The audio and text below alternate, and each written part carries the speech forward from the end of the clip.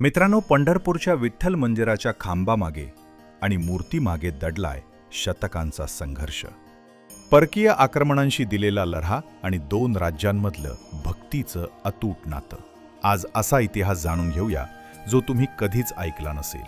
पंढरपूरचा सर्वात जुना उल्लेख आढळतो थेट इसवी सन 516 मधील राष्ट्रकूट काळातील एका ताम्रपटात. म्हणजे हे क्षेत्र किमान 6व्या शतकापासून अस्तित्वात आहे. आज आपण जे भव्य विठ्ठल मंदिर पाहतो त्याचा अधिकृत इतिहास 12व्या शतकापासून सुरू होतो.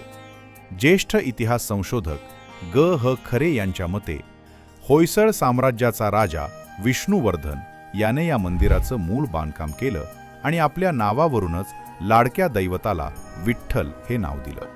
त्यानंतर यादव राजवटीत या मंदिराचा खऱ्या अर्थाने विस्तार झाला. शके 1111 मध्ये देवगिरीच्या भिल्लम यादवांनी आणि शके 1195 मध्ये राजा रामदेव राय व त्यांचे मुख्यमंत्री हेमाद्री पंडित यांनी या मंदिराची नव्याने व्यवस्था लावून याला भव्य रूप दिलं. म्हणूनच या मंदिरावर यादवकालीन हेमाडपंथी स्थापत्य शैलीची दाट छाप आहे, जिथे चुना न वापरता दगड एकमेकांमध्ये अचूक गुंतवून बांधकाम केलं जातं. मंदिराच्या महाद्वारात आहे पवित्र नामदेव पायरी. आत गेल्यावर दिसतो 16 दगडी खांबांवर उभा असलेला 16 खांब मंडप, ज्यावर महाभारतातील प्रसंग कोरलेले आहेत. गर्भगृहात विठ्ठलाची 3 फूट उंच वालुकाश्माची मूर्ती आहे. विठ्ठलाच्या मस्तकावर असलेली उंच टोपी म्हणजेच शिवलिंग आहे, जे शैव आणि वैष्णव पंथांच्या ऐक्याचं जगातलं सर्वात मोठं प्रतीक आहे.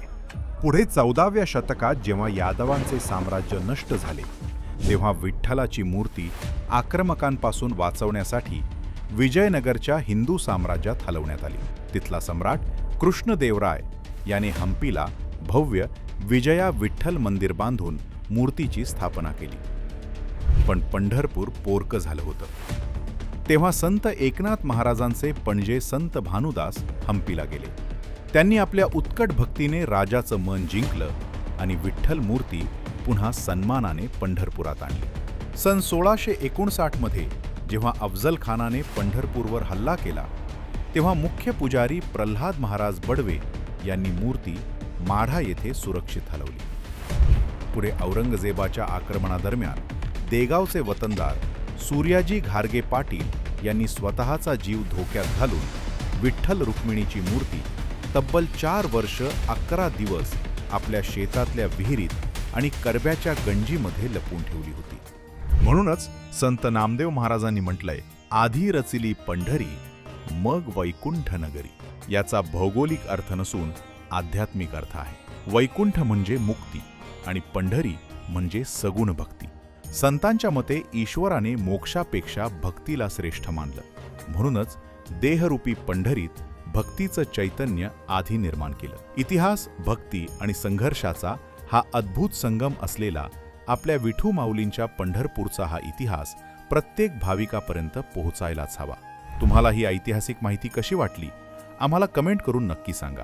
हा व्हिडिओ जास्तीत जास्त शेअर करा आणि अशाच ऐतिहासिक आणि सांस्कृतिक माहितीसाठी आम्हाला आत्ताच फॉलो करा. पुंडलिक वरदे हरी विठ्ठल, श्री ज्ञानदेव तुकाराम, पंढरीनाथ महाराज की जय.